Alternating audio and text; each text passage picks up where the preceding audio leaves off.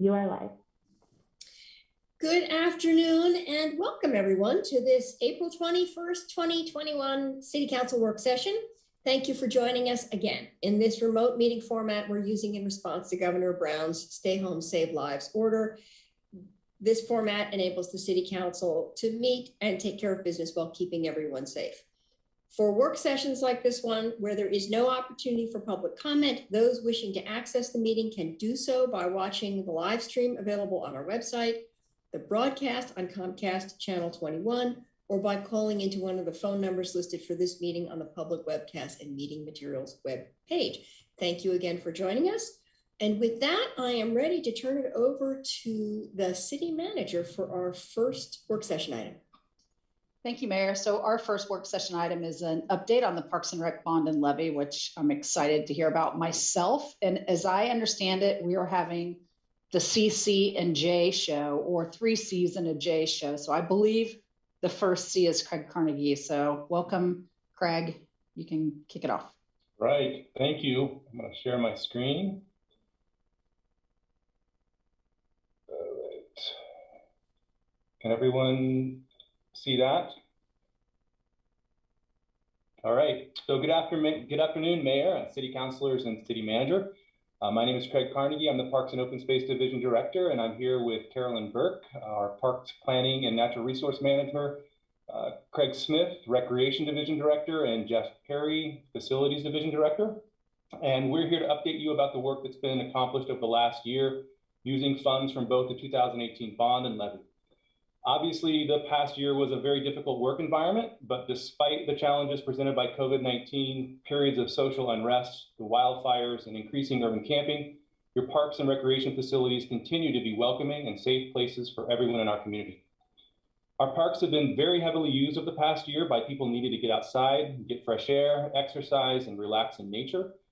Parks and Recreation also played a pivotal role in addressing community-wide needs during this time, from sheltering the unhoused, distributing resources during the lockdown, providing space to peacefully protest racial injustice, to supporting wildfire evacuation and recovery relief efforts. Currently, we are managing 2 COVID-related temporary campsites, as well as hosting 5 rest stops and a microsite in parks. Our public survey last summer illustrates just how important Eugene parks are to our community. 90% of respondents stated parks are important to their quality of life, and I'll talk a little bit more about that survey here in just a moment.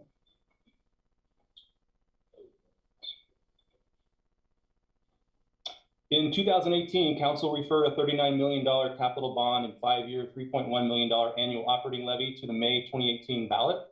Both were overwhelmingly passed by the voters. With these new resources now in place, we continue to build new parks, refurbish older parks and recreation facilities, enhance mini park maintenance services, trails, and natural areas, and improve public safety in parks. First and foremost to all this work is accountability and transparency. A citizen advisory board ensures oversight in the use of bond and levy funds. The Parks and Recreation Advisory Board meets quarterly and is responsible for reviewing end-of-year reporting to see that spending complies with the intent of the ballot measures. The board then forwards a letter of review to the city manager, who provides this letter to the city council, and it's made publicly available as well. The board is made up of 7 members who serve 2-year terms: Jill Feathersonha, Raina Jackson, Dr. Rick Kincaid, Richard Mayer, Molly Rogers, Scott Sanders, and Whitney Wagner are all currently on this board. An independent audit is also conducted annually on the use of the bond funds. And finally, an annual report from staff is submitted and made available to council and to the public. And all these documents were included in your packet and available to view on the bond and levy page of the Parks and Open Space website. As for the levy funds continue to help us care for Eugene's diverse and growing parks and natural areas in a way that ensures a better experience for the community and a longer and healthier lifespan for the system overall. Specifically, this funding is dedicated to park safety and security, illicit activity response such as graffiti and vandalism. It also includes general park maintenance activities like cleaning restrooms and litter and trash pickup, turf mowing, landscape and tree care, and other infrastructure repairs. Habitat and natural area maintenance is also included, such as invasive weed removal, wildfire risk abatement, trail maintenance, and native plantings. And the levy provides funds for maintenance of newly built or future built parks, recreation facilities, and sports fields. So throughout our COVID-19 response, the groundwork already laid out with the levy funds to expand maintenance services and create a stronger safety and outreach team were vital to Parks' ability to respond to the needs of the community.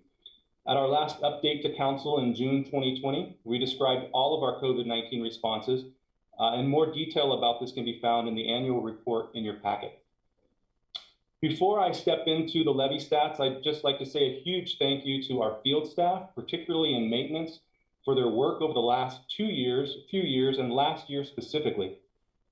While there are certainly heavy pressures on our parks right now, the vast majority of them at most times look extremely good. And this is due to our staff's hard work and dedication to providing high quality parks for this community. So by the numbers, Parks has increased custodial services over the last 2 years by 55%. We've had a 22% increase in the availability of public restrooms and added 4 maintenance positions. 7.6 miles of walking and running trails were resurfaced over the past year. A 40% increase in trailhead custodial services, and 1 new neighborhood natural areas and trailhead maintenance position was added. Also in our natural areas, habitat enhancement work continues, including in the ridgeline where wildfire risk abatement work is ongoing as well. In addition, the illicit activities response team continues to focus on the cleanup of vacated camps, illegal dumping, and graffiti abatement throughout the park system. This team has cleaned over 4,700 vacated camps and parks over the last 2 years, and our efforts to remove graffiti in parks has increased 500%. 2 dedicated park safety officers patrol parks and enforce park rules. We also have 3 full-time and 2 seasonal park ambassadors, and this team welcomes people to the parks and reminds them of park rules. The levy has also made it possible to add new park furnishings in existing parks, including 45 new trash cans, 19 new benches, and 12 new picnic tables throughout the system. And to that end, most community members have noticed this work and a significant improvement in parks since the passing of the 2018 Operations and Maintenance Levy. In July of 2020, a public survey was conducted with 2,313 people participating. Nearly 3/4, 73% of respondents strongly or somewhat strongly approve of how parks and open spaces are currently maintained, and that the 2018 levy was worth the expense. Expanded maintenance services and stronger safety teams provided by the levy were key factors in residents' responses. Funding parks was extremely or very important to nearly all, 90% of survey participants. The most frequently observed improvements made possible by the levy were the increased care of trees and vegetation, removing invasive plants and planting native plants, the reopening of restrooms and additional portable toilets, and increased trail maintenance. And the top 3 priorities by respondents for the use of levy funds were continuing improvements to park maintenance, cleaning up encampments in parks, and maintaining hiking and biking trails. And with that, I will pass it over to Carolyn Burke to talk about the parks work from the bond funds. Carolyn?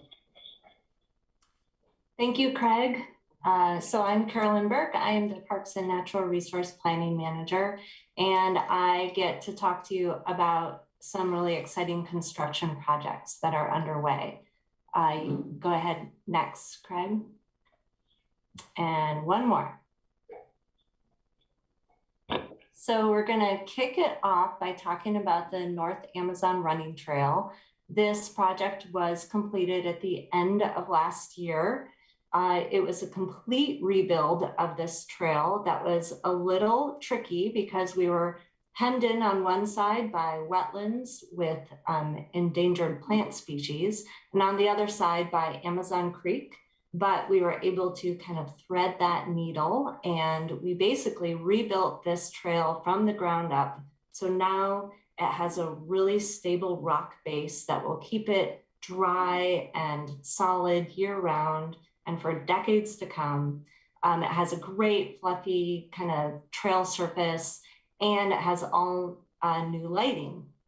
So the lighting is specially designed in consideration of the habitat that we have there. It's focused on the trail itself. It doesn't spill out into the night sky.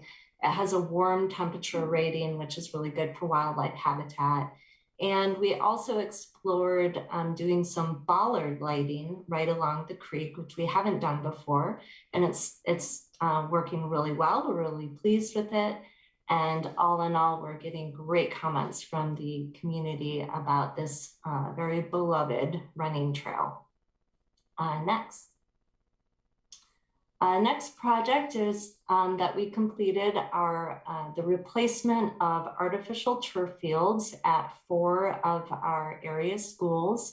We do this in partnership with both 4J and Bethel School District. And so last year we replaced turf at Spencer Butte Middle School, Arts and Technology Academy, Meadowview, and Willamette High School. By the way, we also did replace fields at North Eugene and South Eugene, but those were not bond funded. But in general, we do have this great partnership with the school districts where we each contribute 50% to the ongoing turf replacement, and that keeps these fields available for public use year round. Next. So this is not quite in the completed category yet, but we are getting there. The downtown Riverfront Park is nearing completion. It should be finished up in mid-June or late June and open to the public in July.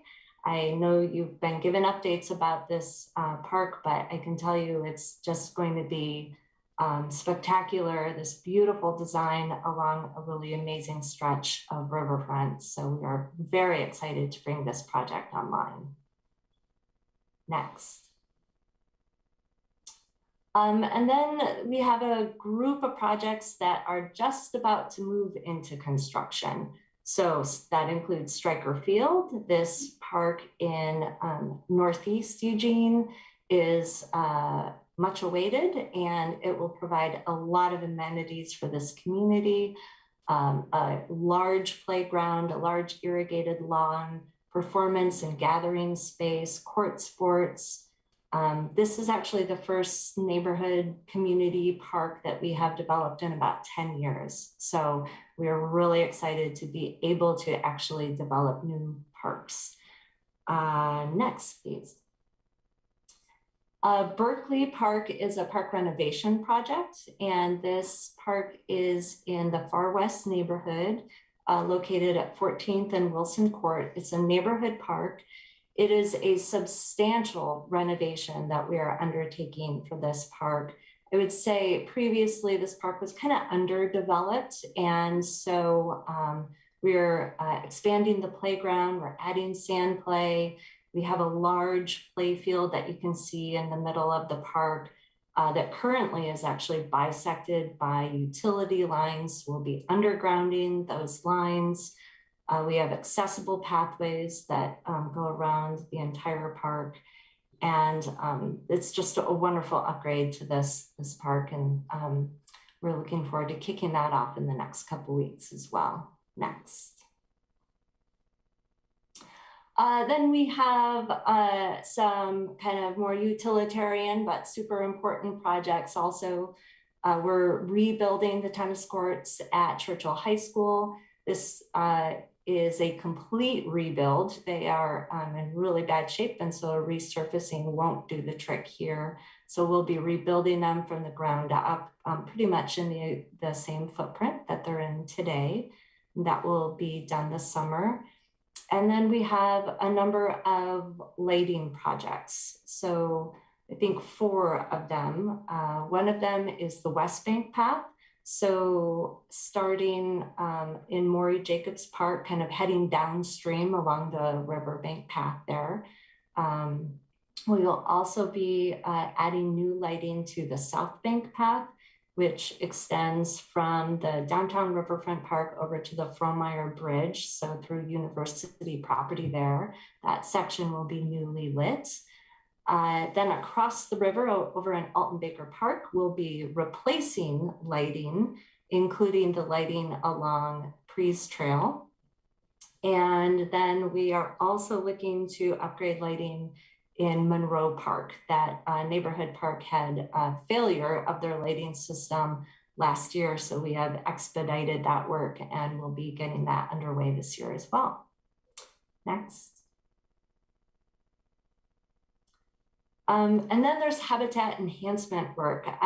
This is the big bang for the buck kind of project that we have. We can do so much and treat so many acres of area with the funding that we have from the bond for habitat enhancement.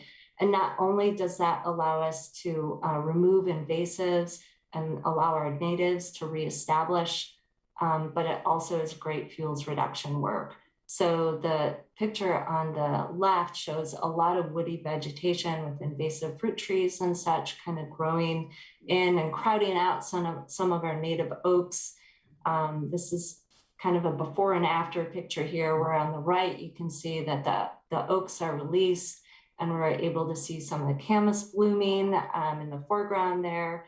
And so these are really satisfying projects. Next. So all in all, by the end of this year, we will have completed 13 of our 38 bond measure projects. So it's about 35%. And we've only been at it for 3 years. And given the challenges of this last year, I'm pretty amazed that we've been able to make that amount of progress. And a lot of that goes to my peers in recreation and facilities who did a great job hitting the ground running with our recreation projects. So I will hand it over to Craig and Jeff. Great, thanks, Carolyn.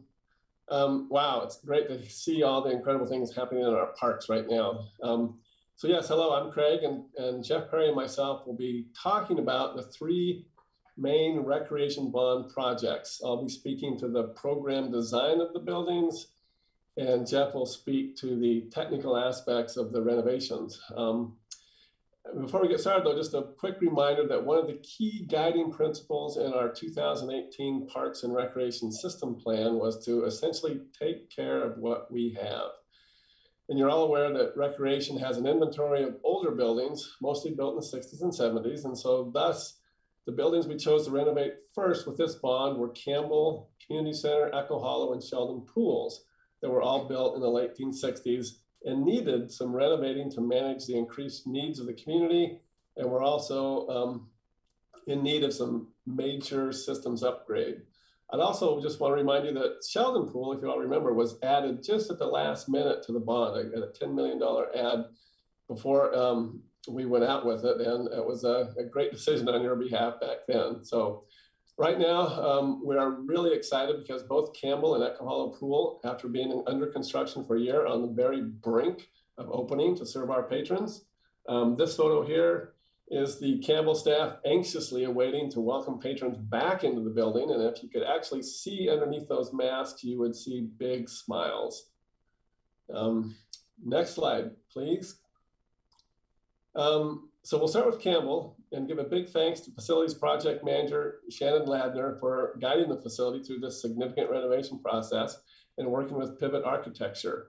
Campbell is one of our busiest community centers with hundreds of visitors each day and is a real social gathering center for many of those patrons. So to help meet the demand for service that Campbell provides, we essentially added a 6,000 square foot wing to the older facility. To do this, we had to relocate the main entryway to the west side of the building. So if you're familiar with Campbell, this picture on the left, the wall there would be the wood shop, and on the right side in the lighter color blue is also the old wing. So there are also several new outdoor spaces or patios that add another layer of social gathering space and do an excellent job of connecting this facility to the surrounding park. Next. The new lobby. Here's the new expanded lobby and reception area, providing, again, more space for people to relax before and after classes, while also providing excellent visual control by staff on all 3 of the primary hallways. It's kind of a hard lobby to capture in one shot because it's long and narrow. It actually is a stitch that connects the new building with the old wing. Next shot, or next slide.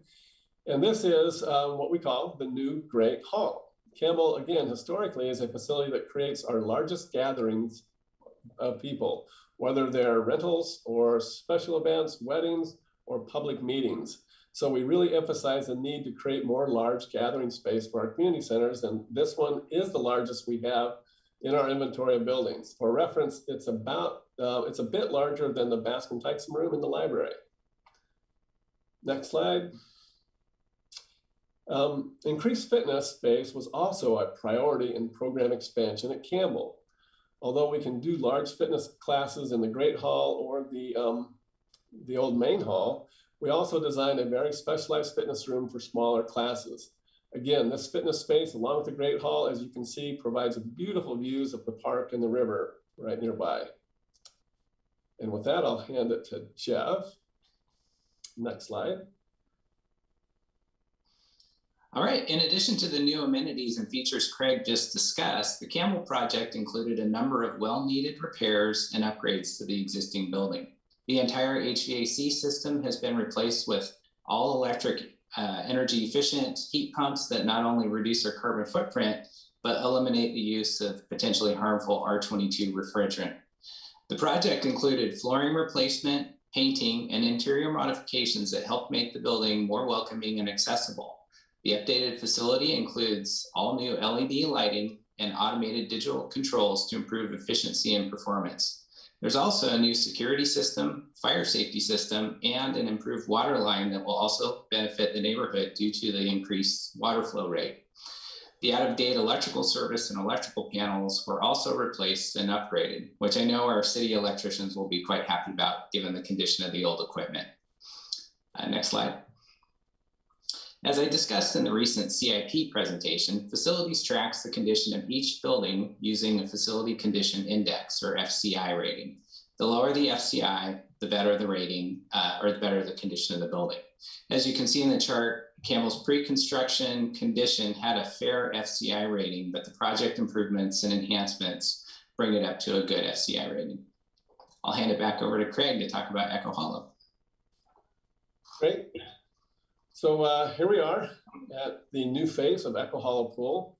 But before we get started showing you the renovation of it, I just want to again put it in context with our other pools, because when we talk about our three individual community pools, it's always important to recognize that each one of them has unique entities within it, but that when you put all three of the pools together, we actually have a very good comprehensive aquatic system.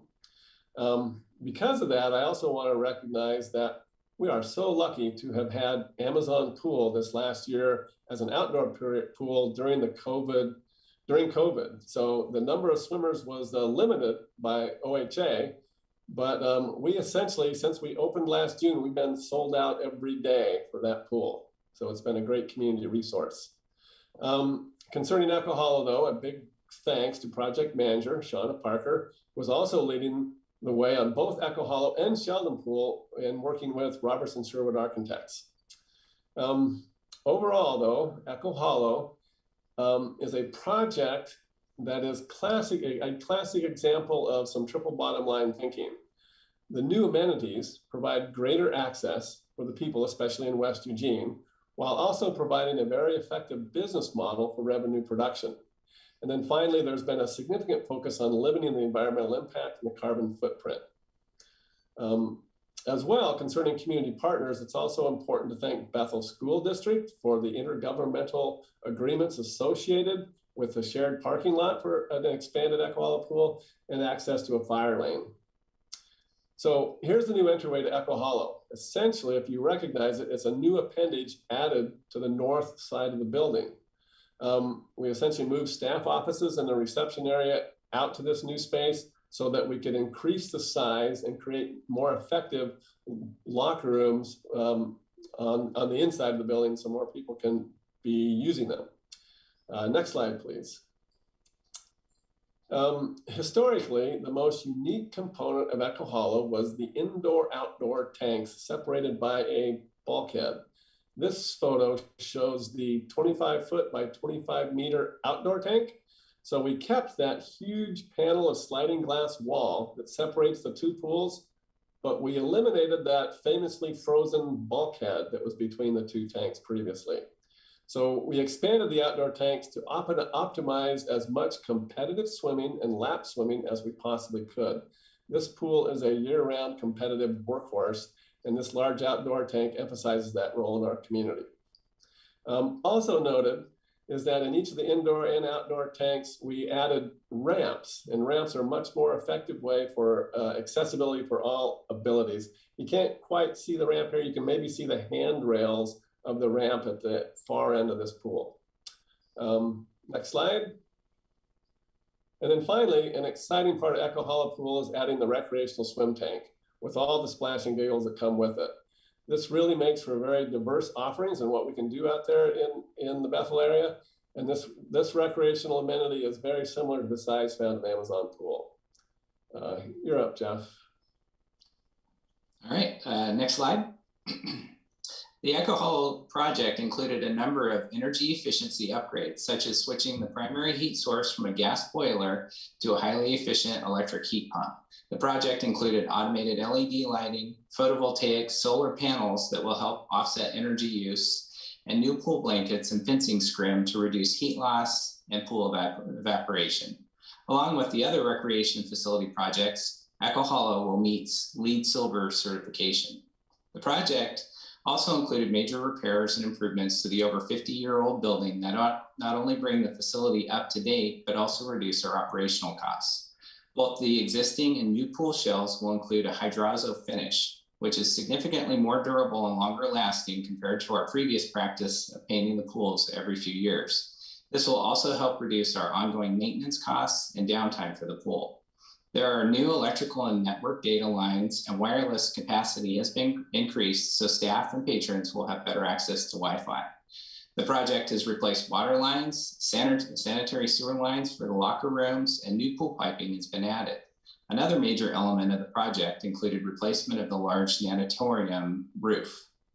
There's also a new filtration system and new pool pumps, along with a UV filter for the indoor pool that will help purify the water and reduce the use of chlorine and pool chemicals. Next slide, please. Echo Hollow had the worst FCI rating of all the projects we're currently working on, but as you can see in the chart, the facility's condition will move all the way up to a good rating once the project's completed. I'll hand it back over to Craig to talk about Sheldon. Great.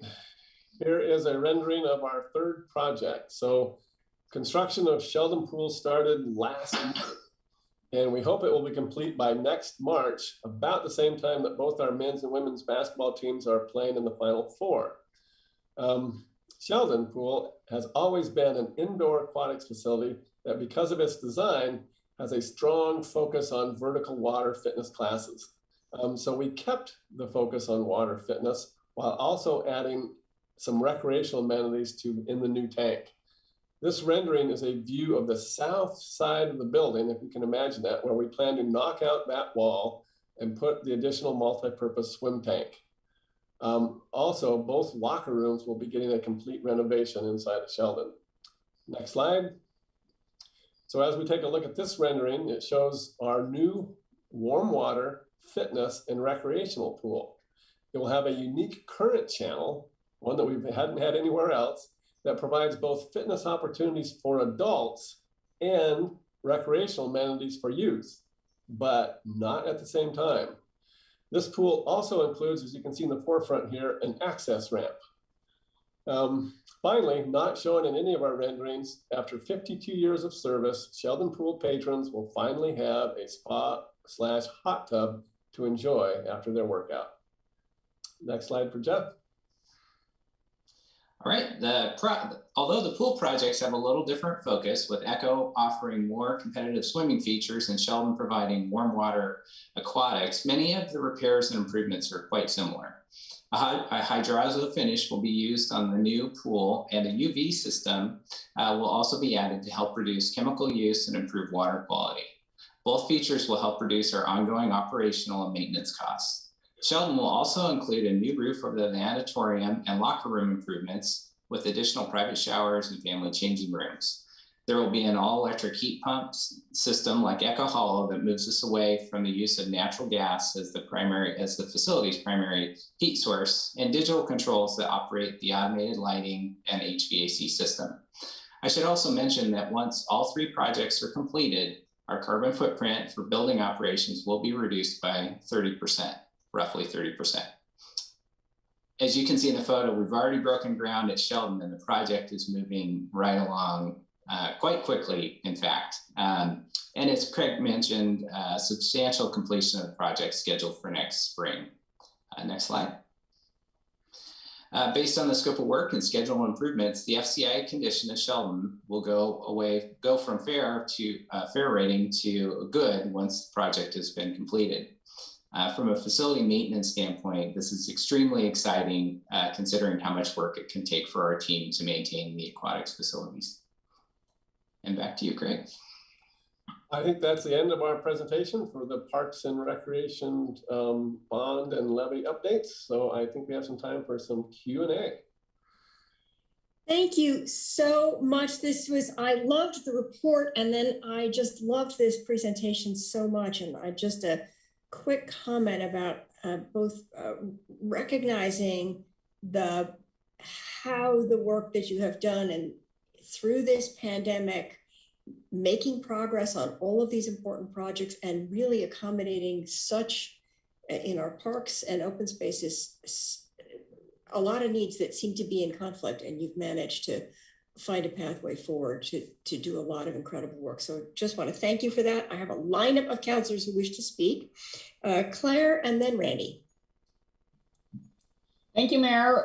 Yeah, I share the mayor's excitement.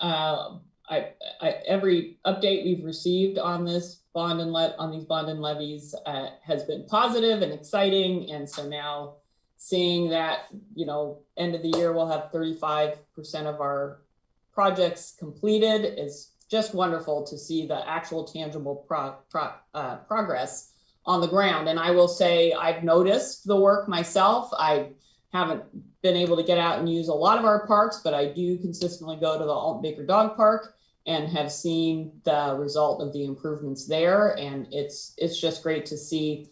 I also am aware of how popular the North Amazon Running Trail is and how much use it gets. And so that's super exciting to see this super popular trail getting a really solid investment. So it's going to stay serving folks going into the future without us having to continually, go back and do serious maintenance on it. I want to appreciate the work on the West Bank lighting path. I know staff and council got pushback from some members of the community who questioned why we were putting lighting in a wildlife corridor. And I responded to a few of those folks saying, this is an urban bike path and people use it. And I noticed that most of the people objecting were men and not women who would like to be able to use their bike paths in the evening, just like men can. And having lighting is part of public safety for our users. The Campbell Community Center, I've seen the improvements from the outside, but seeing those photos, it looks beautiful. I love all those windows in those meeting rooms. So beautiful architecture, and it looks like it was beautifully executed. I'm also really excited to see the new design for accessibility for the ramps and the pools. That's a beautiful and elegant way to provide accessibility, and helps other users who might not be users of wheelchairs. I have two questions. One was a question, just if you could give us a quick lowdown on the deployment of parks ambassadors and police officers in the parks, if you have that information, and a quick update on where things are with the development of the Santa Clara Community Park. So right now we have 2 dedicated park safety officers that are patrolling parks every week. And then we also have the 3 full-time park ambassadors and 2 seasonal park ambassadors that come on right around this time through the summer and early fall. And all of those park ambassadors are spread throughout the parks. And again, just to provide a welcoming environment and remind people of park rules and such. Carolyn, do you want to answer the Santa Clara piece? Well, can I just follow up on that though, Craig? So we have a ton of parks.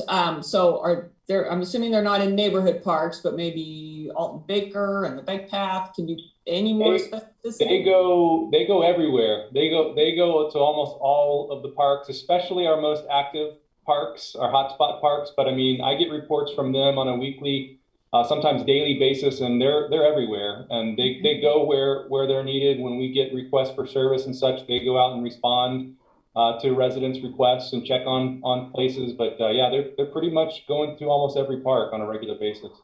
Great, thanks.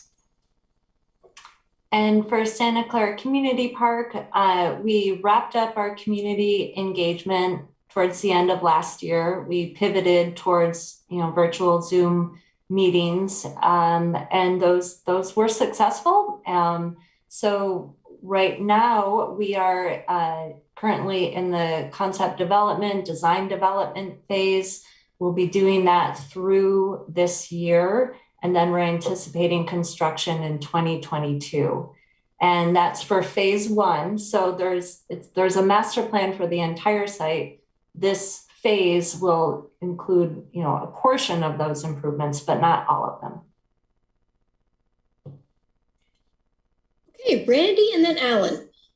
Thank you, Mayor. And thank you, Craig, Carolyn, and Jeff for the presentation and the materials. I think this is very exciting. I'm pleased to see how the money has been spent. I think that's important to keep the goodwill and faith of our public. I also want to support what Councilor Syrett said about lighting on our urban bike path and the importance of safety in our parks, especially for our women. And I don't think we can ever lose sight of that, and it should always be at the forefront as we design new facilities.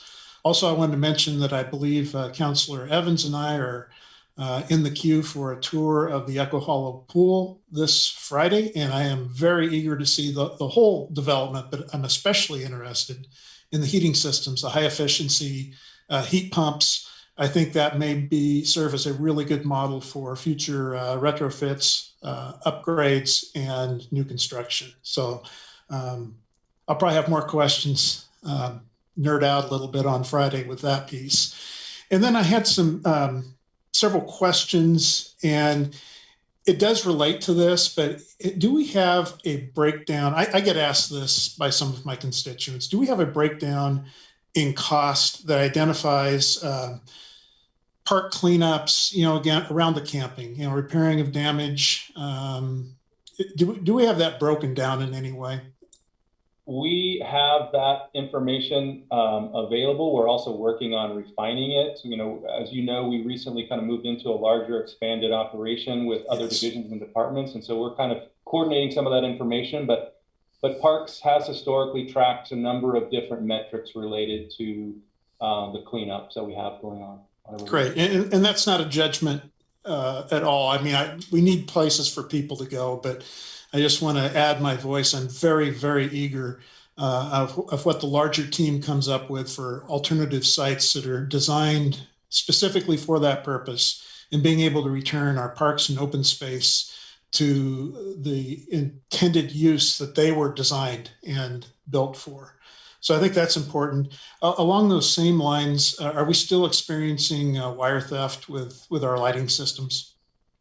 It's not as pervasive as it was several years ago. I mean, we experienced that on a regular basis, but there was a spike where it seemed like it was occurring almost every day, but it's not happening as frequently now.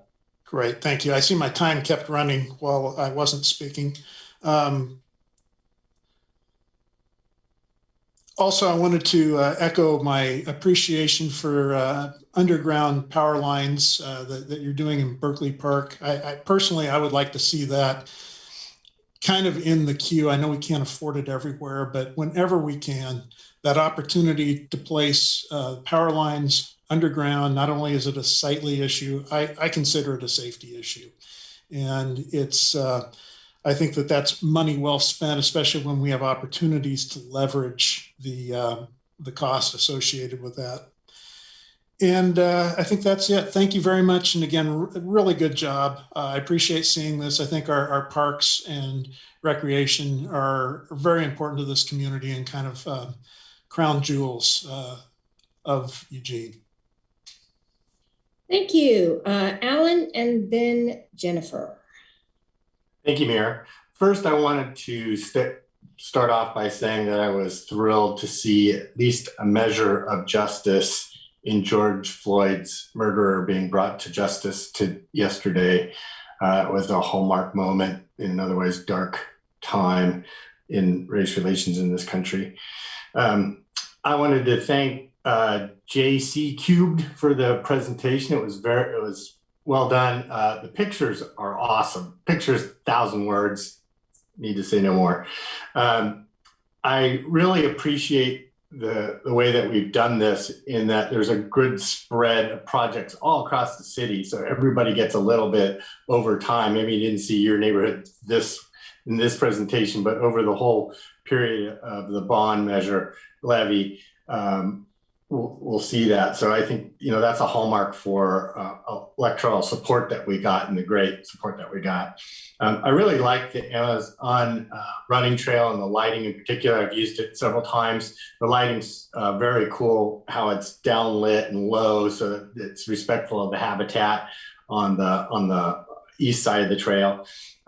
Stryker Field's great to see that finally moving forward. The Campbell Center redo, I haven't been there yet, but the pictures of the Great Hall, that's just awesome. That makes it, that's going to be a great space. As a swimmer, Echo Hollow Pool and getting rid of the bulkhead, which, as far as I know, every time I've been there, it never worked. So maybe it worked for a little bit of time, but yeah, the lack of pool space in our city is really acute. We have so many people wanting to use the pools, and we have so few pools that hopefully next time we do something around this, pools is at the top of the agenda, adding another pool in the city. I really like the energy efficiency projects. I think that's great over the long run. That'll make costs way lower. I hope to get a tour of that in the Campbell Center, Echo Hollow Pool in the Campbell Center, after I get my second shot, which should be on coming up in a couple of weeks.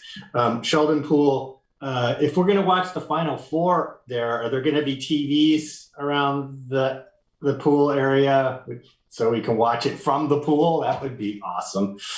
Yeah, the locker rooms being redone, really important. They were really old, and the ramps for accessibility is such an important part about the pools. The ramps at Amazon Pool are used quite a bit, so that's an excellent add. Two questions. One about homeless camp cleanup. We don't use EPD anymore, but maybe you can address how much of resources that takes and how we do that, and I'll need a second round, Mayor.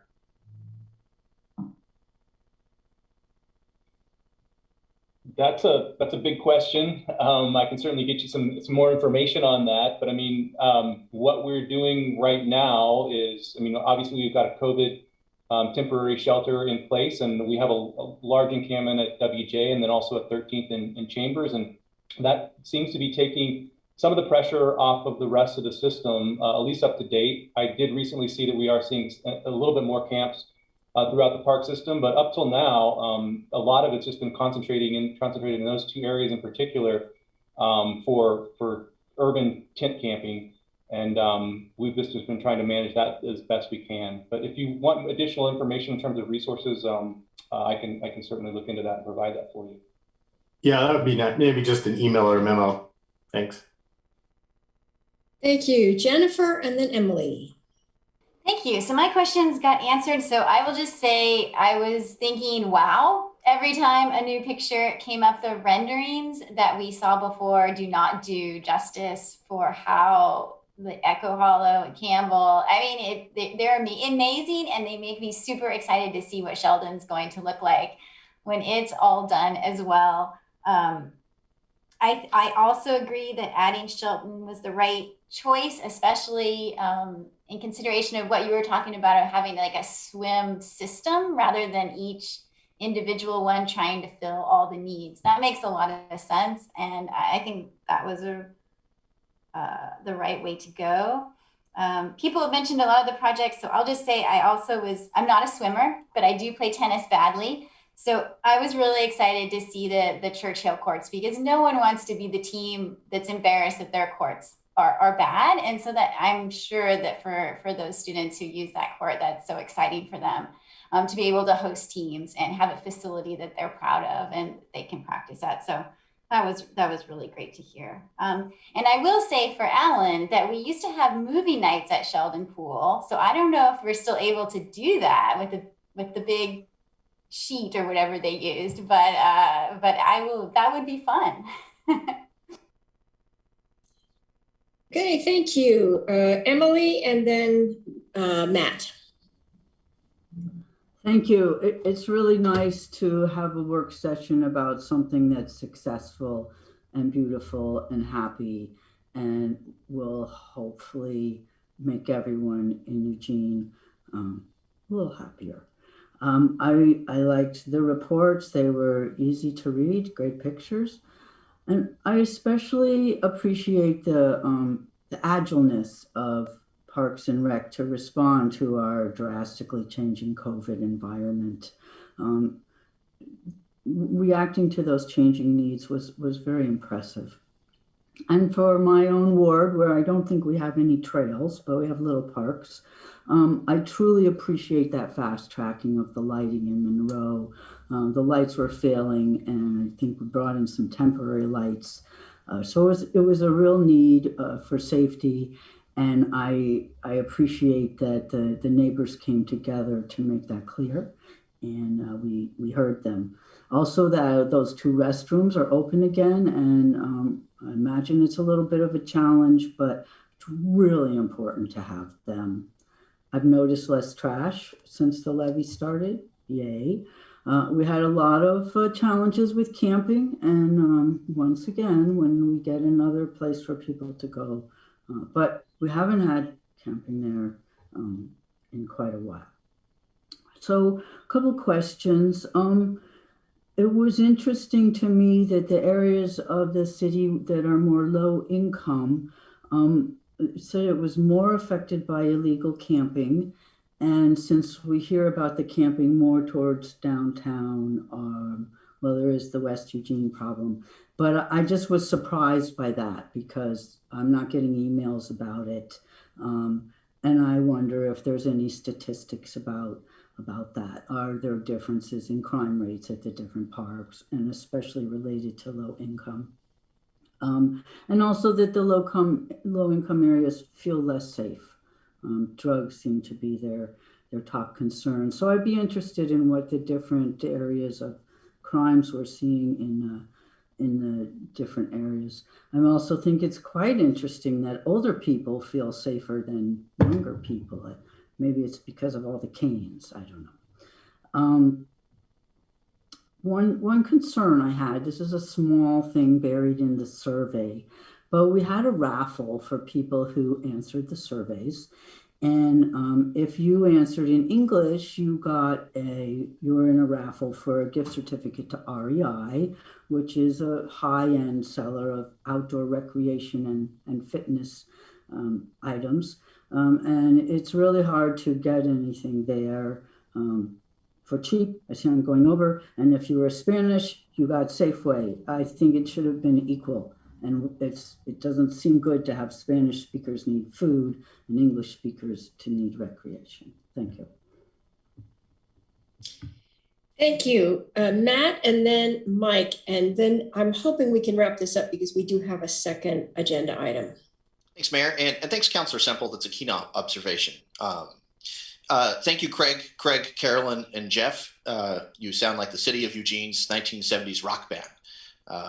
So this is an awesome presentation. I really appreciated diving into the numbers. Kudos and thanks to a plurality of residents from Southeast and Southwest Eugene who took the survey. It looked like 42% And yet a vast majority of those who took the survey, 71%, utilized the parks in Southeast Eugene. So I am rather proud of our parks, trails, and community center here in Southeast Eugene. And the conversation has sparked and reminded me that I need to register for my access to the Amazon pool because it's getting hot. And I wish I was on that tour with you, Councilor Groves and Councilor Evans. I have a couple questions. If we could go back to the map of projects, if I could just get a quick key to better understand what some of those numbers mean. It's pretty evident that the ones with the checks are the projects that are done. And then once we go over that quick overview, for the sake of time, if we could then go quickly to the by the numbers slide. Thank you. Is this the slide you're looking for? Correct. Yes. Thank you.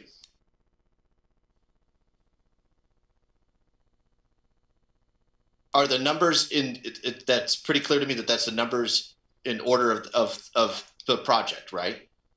The numbers are related to the types of projects they are, and actually within your packet there is a map that is keyed to this list of projects. It's kind of the what page is that?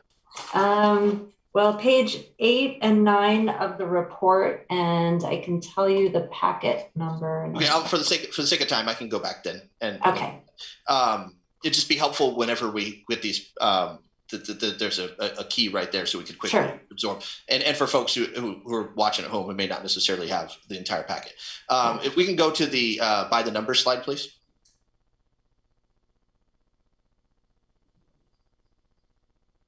There's this one. Oh, it wasn't that one. It was the one with the, there we go.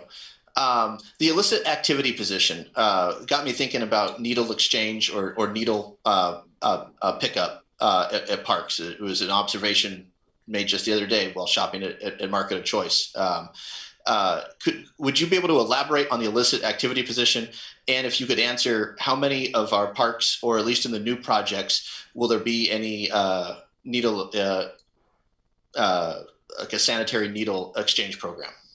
Sure. So first of all, we do have a number of needle drop boxes in many of our parks already, and we do work with a local organization, and when we find a need, and we would add those boxes as necessary. And the illicit activity position is basically a lead worker position that works with another crew to go around and do cleanup and, again, address vandalism and graffiti throughout the park system. That's basically their job. That's what they do every day, is wherever there's a need to clean up something that's occurred that's outside the routine scope of our maintenance crews, they're there to try to clean that up. How are they deployed? Are they deployed through the EPD's non-emergency line, or would someone go to the City of Eugene's website? And is there a way to communicate through parks and open spaces? Yeah, we have a Park Watch program where residents can actually go online and submit a request for service there. And the signs are throughout the park system with a QRL, so you can use your smartphone if you had one, or call us up at Public Works. So we respond to requests for service. We also have our general park staff that are out throughout the system, including the park ambassadors. And when they notice a need for cleanup, and they'll contact this team as well. And sometimes they come through EPD, but for the most part, I would say that they probably come through our request for service systems, either by phone, email, or online, or just from our park staff. Okay, thanks. And then the 22% increase in public restrooms. How many of our public restrooms in our parks are 24 hours? I think they're right around 10 or 11. I can get you the exact number, but almost half. Okay. It looks, Mayor, I suspect my time, I don't see the clock, but I suspect my time is winding to a close. I would just make an observation. The slides showing Echo Hollow Pool, this is the marketer in me. There may be an opportunity, Mayor, for a non-traditional revenue generating system with the private sector.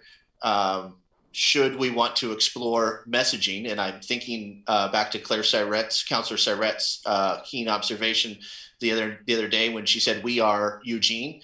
I see opportunity at the north end, at the top end of this picture, for some City of Eugene messaging that may be sponsored by some of our for-profit partners, just as a way to kind of put a bow on what is already an A+ project. So just kind of thinking about some NTR, non-traditional revenue generating opportunities there. Great presentation, great program. Thank you all. Thank you. And finally, Mike. Thank you, Mayor. I too want to thank the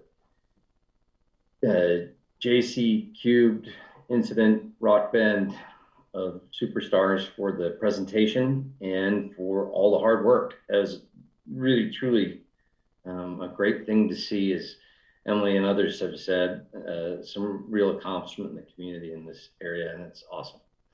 Especially, I kind of wanted to point out, as a North Eugene resident, the work to bring Stryker Field finally to the forefront and completion.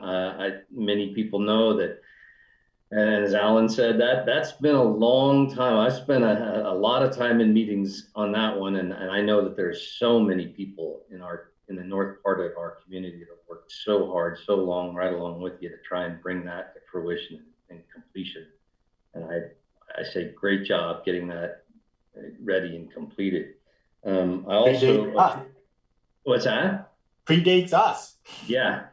As a matter of fact, and speaking of that, I was also glad to hear about the update for the Santa Clara Park that predates me, in that my predecessor, Gary Pape, that was his single most important issue that he wanted to see completed. So I'm going to ask as a request that when that gets done, we make sure to invite him to the opening of that, because I know how important it was to him and how much time and effort he spent working on that to try and see that become a reality for the folks in Santa Clara. So I think it would be the right thing to do.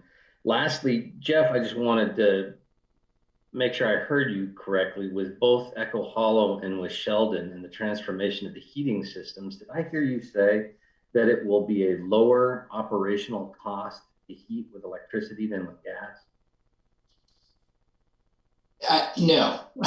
So I'm not sure cost wise exactly, but because the outdoor pool that it's expanded, so the operational costs will be a little bit higher with electricity.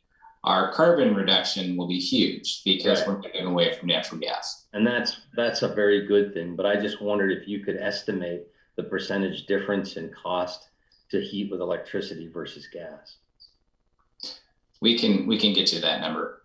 You don't have a good guess off the top of your head? Well, we've calculated our rates, what the operational rates we're projecting to be when all of the facilities go into operation. And I have those numbers just not in front of me. So I should be able to get you an estimate. Okay, I ask such a pointed question here because there are often lots of members of the public who are watching this particular meeting or will watch it later on YouTube. And I just wanted everybody to understand the difference in operational cost for that choice. I agree that it's fantastic savings with regard to the environmental impacts, in regard to the climate work that the city's doing, and that's a trade-off. But it's also important, I think, for us to understand the costs of those trade-offs. So I'd love to get that information more public somehow. I would also add, since the pools are larger, that's driving the cost up as well. But we can definitely get you that number for sure. Cool. Excellent. Follow up. Thanks. Appreciate it. Thank you. And I know, Alan, you had asked for a second round. I'm hoping that you can wait on that question. A quick one, you can go for it. Oh, I just wanted to know the status of moving the tower out of the Riverfront Park, the electric tower. That is under consideration. I think that it's a hopeful will happen at some point soon, but not soon, but at some point. But they're looking into the feasibility of that. Because $500,000 to do that whole project from our perspective. You have put in most of the bill. That's a steal. And it'll make that park so much different. Thanks. Thank you all. Clearly, we could keep talking about this. I will just make one final comment, which is that when second gentleman Doug Emhoff was here 2 weeks ago, one of his staff people asked me at the end, where could he go running? And I sent him to the new North Amazon Bark Trail. So it's known about in high places. So thank you all for that excellent report. Very, very exciting work. And with that, I'm going to turn back to the city manager to introduce our second agenda item. Thank you, Mayor. I am joined today by Travis Smith, our city prosecutor, and I'll just have him jump right in. Thank you, Mayor, and thank you, councilors, for letting me be here today. I just want to do a brief summary of sort of where we're at in regards to the Chapter 4 City Code changes, and then be available for any questions you may have. So back in December, we submitted some changes to update the city code for Chapter 4 to make it more consistent with changes in the ORS. That was provided. There was some direction from City Council to add, since we were changing the intimidation language to mirror the bias language in ORS, to add unhoused status as a protected class in the bias crime. We went ahead and did that, provided that language. The definition of unhoused is kind of an amalgamation of some definitions that different city and state governments have used in the United States. And we feel pretty comfortable with that. And then that, of course, went to public hearing. There was some significant feedback from the city regarding some definitions in the animal control section that were added in the last update to the animal control section and the crimes at the state level. So based on that, we tried to remove the language that was considered generally to be problematic, as it could be perceived as being targeted towards the unhoused population, which is kind of the opposite of what we were trying to do. So what you have in front of you, what's been provided, is sort of the version of this Chapter 4 City Code changes that went to public hearing. And then what has also been provided, and I believe is recommended by the city manager, is the Chapter 4 changes that include that removal of the offending language that was at the public hearing on January 19th. And so with that being said, any questions you have regarding anything in Chapter 4 that we're adding or removing or changing, please let me know. Thank you so much for that very succinct explanation of what's before us, and really appreciate the action on the language that people did find troublesome. So there are counselors who need to comment or ask questions. Claire, take it away. Yeah, thank you. Thank you, city manager and city prosecutor, for taking into account what we heard from public comment. And I do support those amendments, but I want to make sure that we still have sufficient authority under our code for animal control officers, whoever is in the position of addressing potential animal neglect, to take appropriate action without adding the proposed language that had been in the prior version. Well, I do believe we do. The biggest thing that we found in working with animal control here, as well as we did a training last year, actually, that a lot of people came from statewide for animal stuff that one of my prosecutors put on. The biggest change that was needed was the tethering piece. The overwhelming majority of injuries that happen to animals, the animal controls throughout the state respond to, involve the tethering language. So animals are being physically injured because of how they're being kept by their owner. That doesn't really run into the kind of language that we talked about during the public hearing on January 19th. So I'm not too concerned about that. The other thing that you're looking at is really that definition has to do with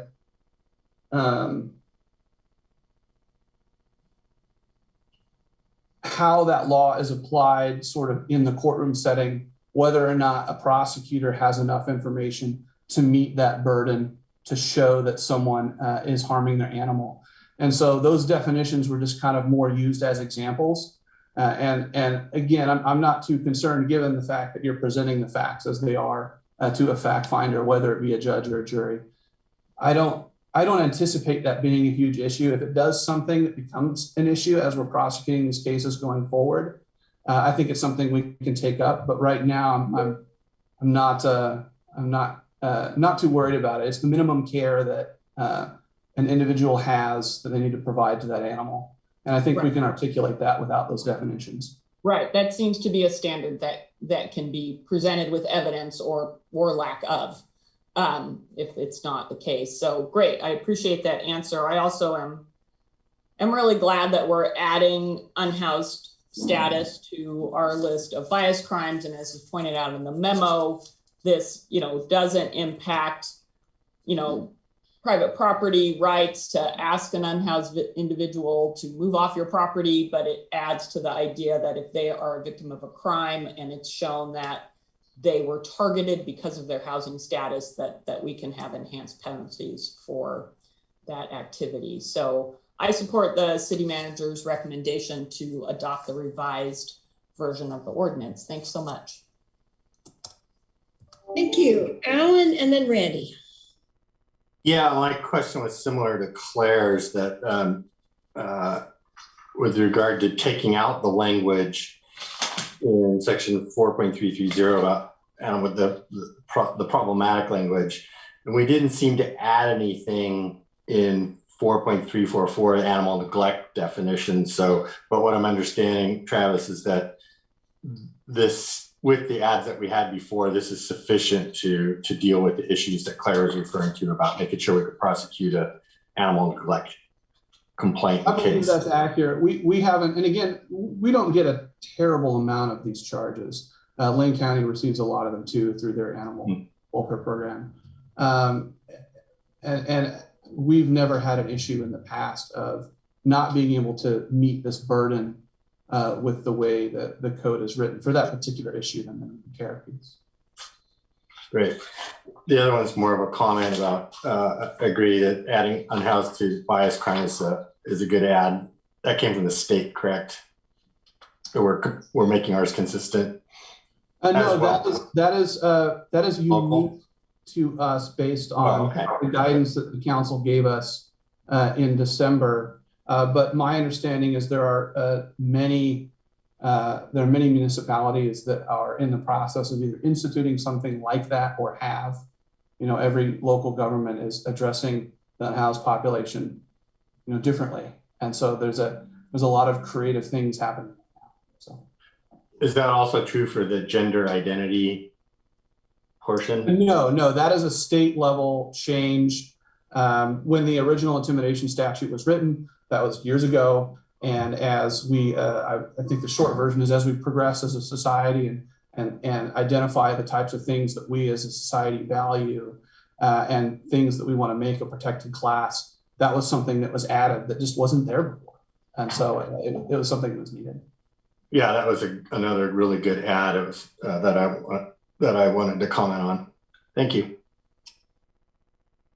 Thank you, Randy, and then Mike. Thank you, Mayor, and thank you, City Manager, and you, Travis, for the work on this. My question is around the bias crime and second degree, and pertains to the unhoused status, which I think is the right thing to do to add that. But my question is more for us as a city or municipality. Is there anything in there that would preclude us from enforcing our codes and ordinances? For example, clearing out campsites in the riparian areas of our river and along the Amazon Canal, or when we have adequate and sufficient space to relocate people to that's healthier, safer, and get them off our streets where it's not as safe, where there are no sanitary facilities, but somebody that doesn't want to be moved. Is that going to preclude us from being able to take action?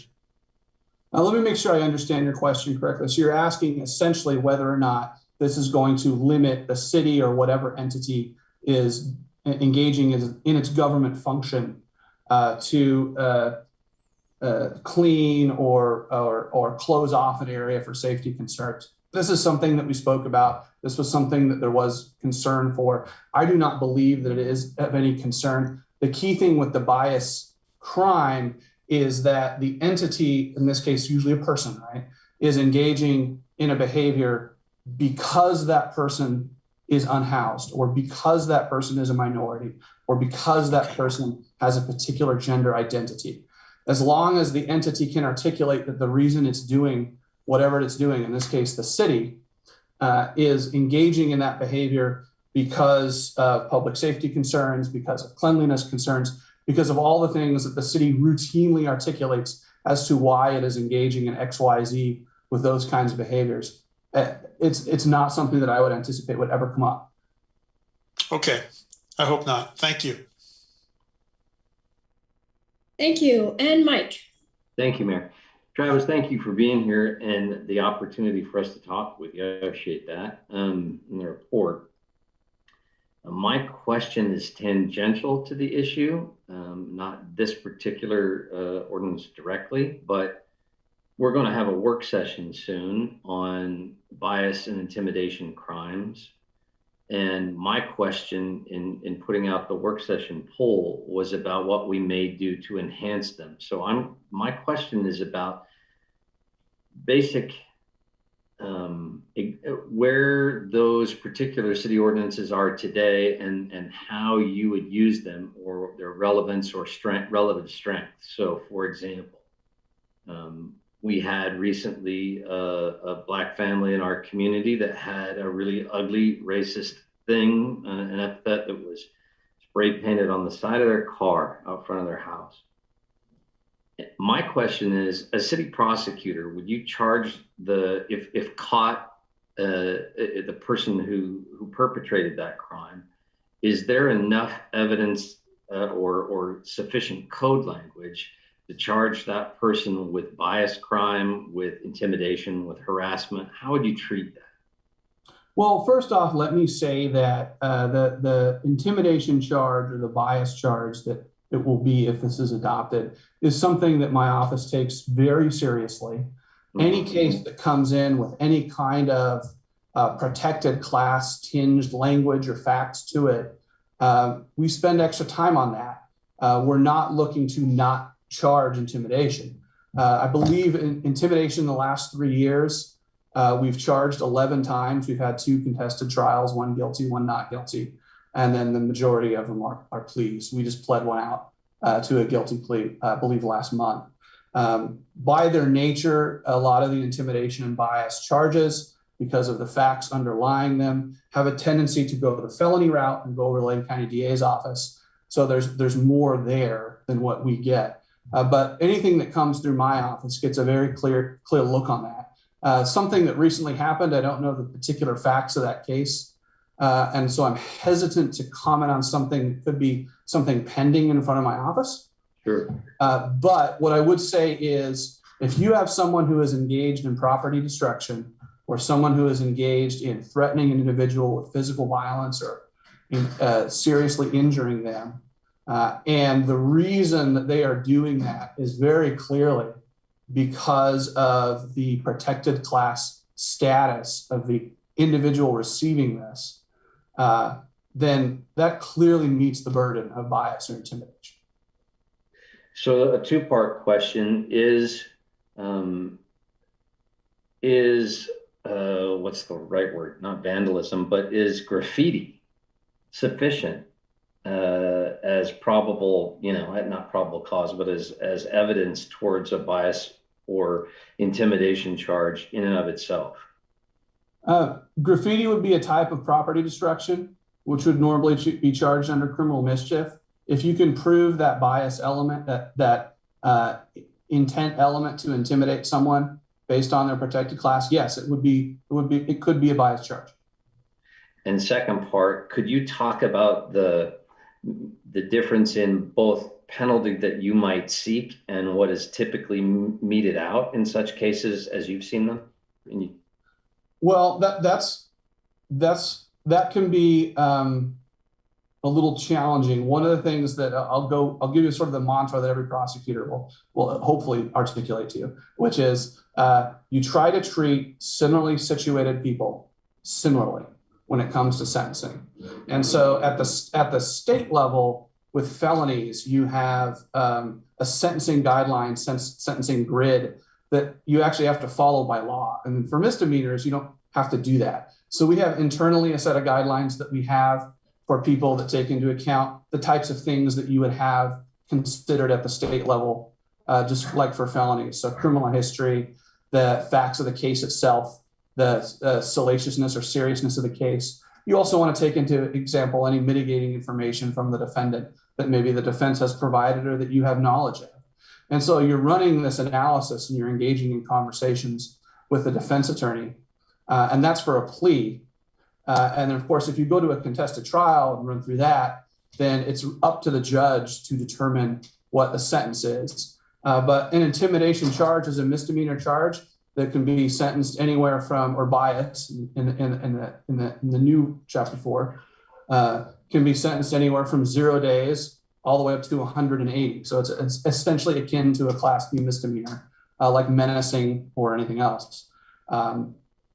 By and large, most charges don't approach anywhere near what their maximum sentence is for a lot of reasons. But I think that in the case of our intimidation charges that we've had, from a policy standpoint for my office, that would be the most aggravating case that comes through my office, is anybody who has an intimidation or bias charge attached to whatever it is.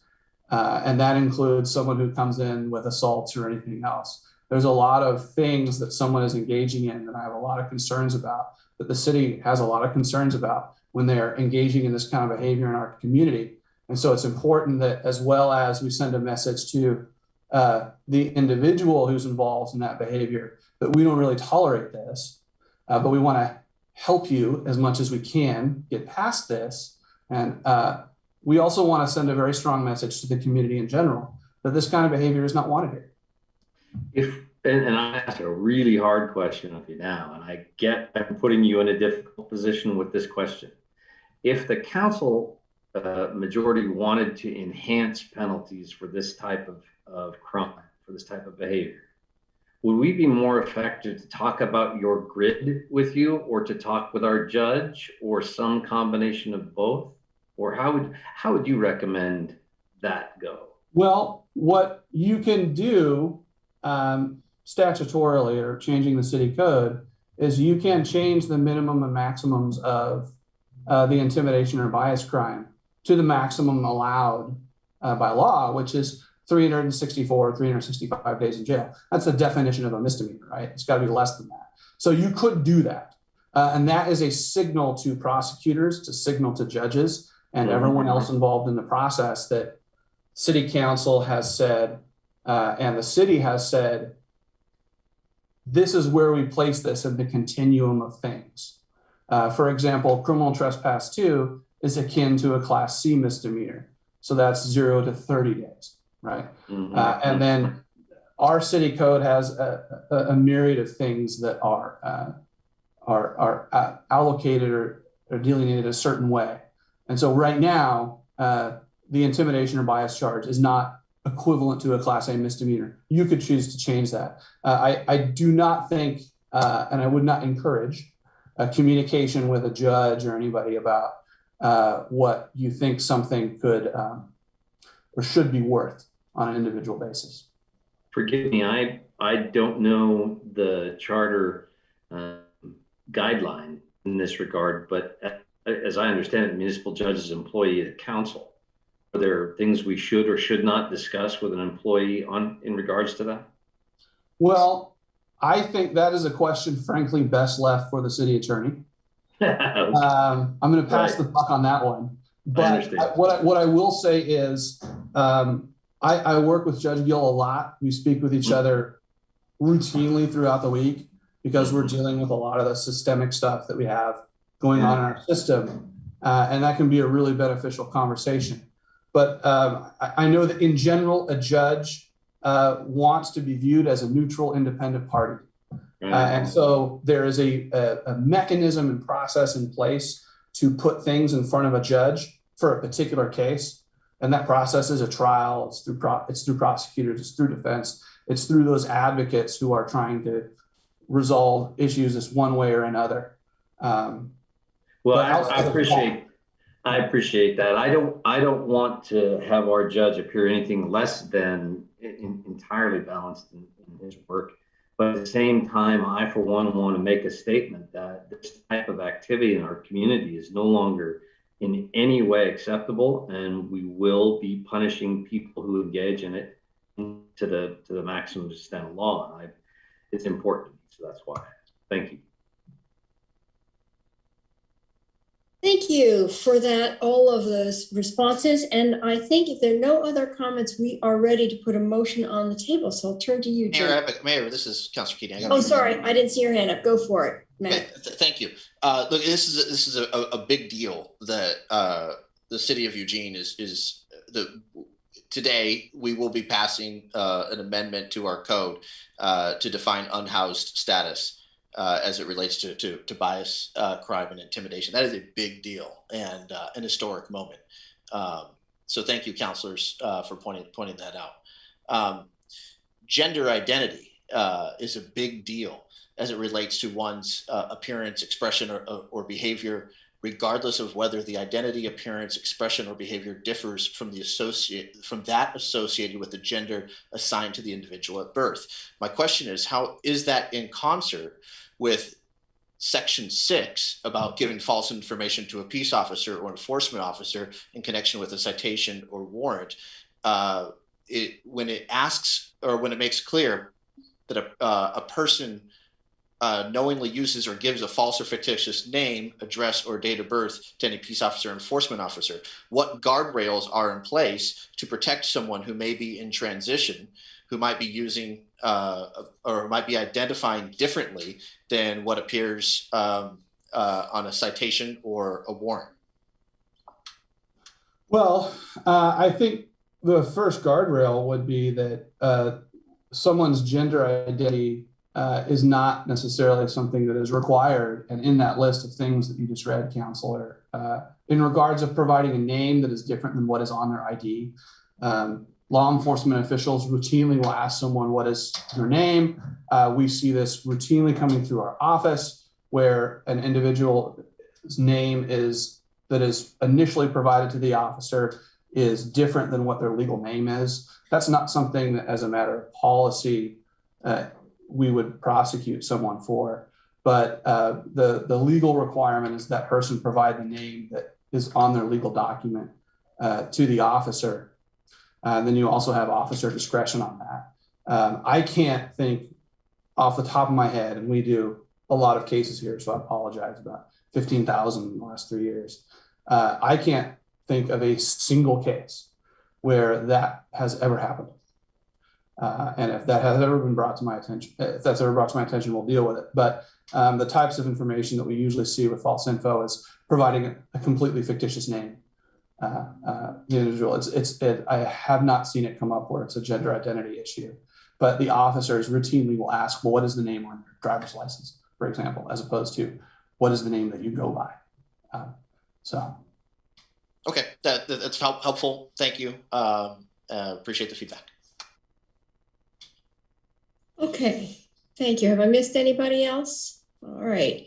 So now, Jennifer, I think we're ready to put a motion on the table. Yes, so I got the impression that we were good with the adjustments. So I think I'm doing the second one. Is that correct? Okay. So I move to adopt attachment C to the AIS, the ordinance considered at the January 19th, 2021. Wait. No, I'm sorry. I'll jump in. It's actually, so attachment A is the revised ordinance. Yeah. So you want to do motion number 1. Yeah. Oh, you're right, I do. Okay, thank you so much. All right, I'm starting over. I move to adopt attachment A to the AIS, a revised ordinance concerning Chapter 4 offenses, adding sections 4.040 to the Eugene Code 1971, amending sections 4.330, 4.340, 4.731, 4.755, 4.906, and 4.922 of the Eugene Code, and amending section 2.773 of the Eugene Code 1971 to make a correction. Second. All in favor, please raise your hands. Oh, wait, I'm sorry. Emily, did you need to comment? I'm sorry, before we do that. I just wanted to say really fast, since I didn't take a term last time, that I'm really proud to vote for this and the responsiveness about the animals. And of course, I'm proud of the unhoused part, but I just want to put another asterisk that we listened and we responded. Right. Thank you for saying that. And now, all in favor, please raise your hands.